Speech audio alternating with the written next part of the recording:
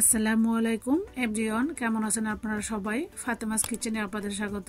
আমার আজকের ভিডিওতে থাকছে ঘরে থাকা উপকরণ দিয়ে খুবই সহজ পদ্ধতিতে মেয়োনিজ রেসিপি। আশা করি এই মেয়োনিজ রেসিপি আপনাদের ভালো লাগবে।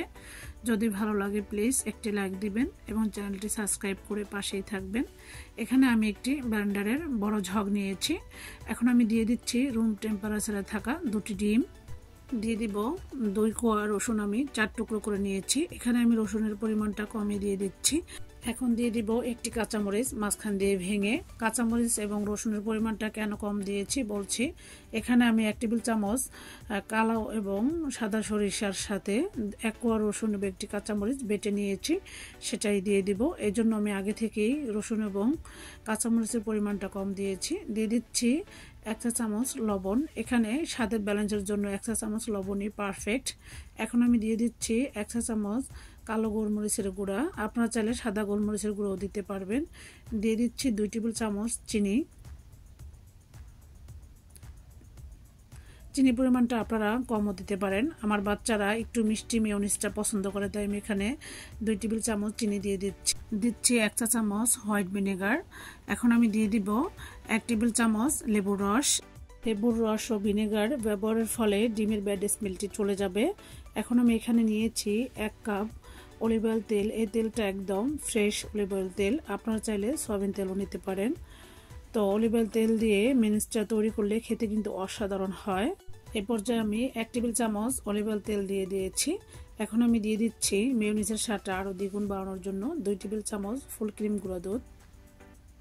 এখন ব্লেন্ডার জাগের মুখটা ভালোভাবে বন্ধ করে দিয়ে সমস্ত উপকরণগুলো খুব ভালোভাবে ব্লেন্ড করে নিব।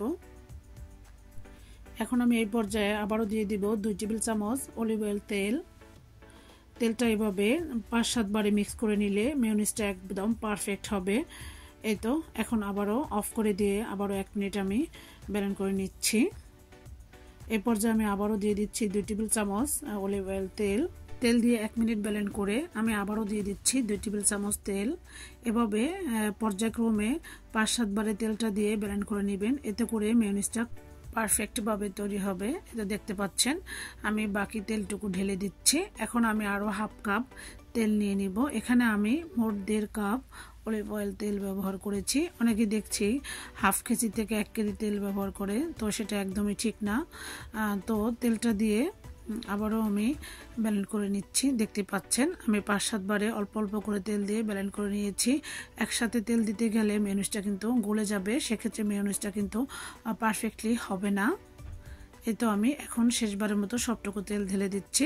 এখন আমি আবারও 1 মিনিটের মতো ব্লেন্ড করে নিব। পারফেক্ট মেয়োনিজ তৈরি করতে হলে তেল ঢালার পরিমাণটা বুঝে ঢালতে হবে। এই তেল ঢালাটাই হলো প্রধান টিপস। এটা যদি আপনারা ধাপে ধাপে ঢেলে মেয়োনিজটা তৈরি করেন, সেক্ষেত্রে আপনার মেয়োনিজটা একদম পারফেক্টলি তৈরি হবে। দেখতে পাচ্ছেন আমার মেয়োনিজটা একদম পারফেক্টভাবে তৈরি হয়েছে। খুব সুন্দর একটি কালারও পরিণত হয়েছে। ভিডিওটি আমার রাতে করা, তাই এভাবে একটু কালারটা ভালোভাবে স্ট্রংভাবে আসছে না। যাই হোক, আমরা বাজার থেকে চড়া দাম দিয়ে মেয়োনিজ কিনে এনে খেয়ে থাকি, সেটা টক টক লাগে। এভাবে যদি আমরা বাসায় বসে স্বাস্থ্যসম্মত মেয়োনিজ তৈরি করি, এতে করে খেতেও অনেক বেশি মজা হয়। তো তেলটা যদি ভালোভাবে মেল্ট না করেন, সেক্ষেত্রে খেতে ভালো লাগবে না, গন্ধ আসবে এবং বমি বমি ভাব আসবে। এই তো তুলে নিচ্ছি এক বাটিতে। এরপরে আপনারা কিছু সুইট চিলি সস বা টমেটো কেচাপ দিয়েও ব্লেন্ড করে আরেকটি পদ্ধতিতে করে নিতে পারেন, এবং এরপরে বাকি মিশ্রণের সাথে ইয়েলো কালার দিয়েও ইয়েলো কালার করে নিতে পারেন। তো আমি আর সেগুলো কালার দিয়ে করছি না। এই মেয়োনিজ তৈরি করে আপনারা নর্মাল ফ্রিজে রেখে 1 সপ্তাহ খেতে পারবেন, এতে করে কোনো রকমের স্বাদ এবং ঘ্রাণ নষ্ট হয়ে যাবে না। তো ফ্রিজে রাখার পর দেখা যায় মেয়োনিজটা একদম জমে যাবে, তখন মেয়োনিজ নামিয়ে দুধ জাল করে সেটা ফ্রিজে রেখে ঠান্ডা করে মেয়োনিজের সাথে মিক্স করে খেতে পারেন। এবং যদি মনে করেন চিনির পরিমাণটা কম হয়েছে, তাহলে কিছু চিনিও অ্যাড করে খেতে পারেন। তো কখনই তেল দিয়ে পাতলা করতে যাবেন না, তাহলে কিন্তু একদমই মেয়োনিজের টেস্টটা নষ্ট হয়ে যাবে।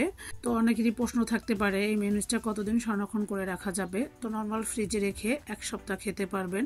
বাজার থেকে আমরা যেই মেয়োনিজটা কিনে আনি, সেটার সাথে অনেক কিছুই মিক্স করতে হয়, খেতেও তেমন একটা মজা হয় না। এভাবে বাসায় বসে মেয়োনিজ তৈরি করে আপনারা যে কোনো ফাস্টফুড খাবারে ব্যবহার করতে পারেন।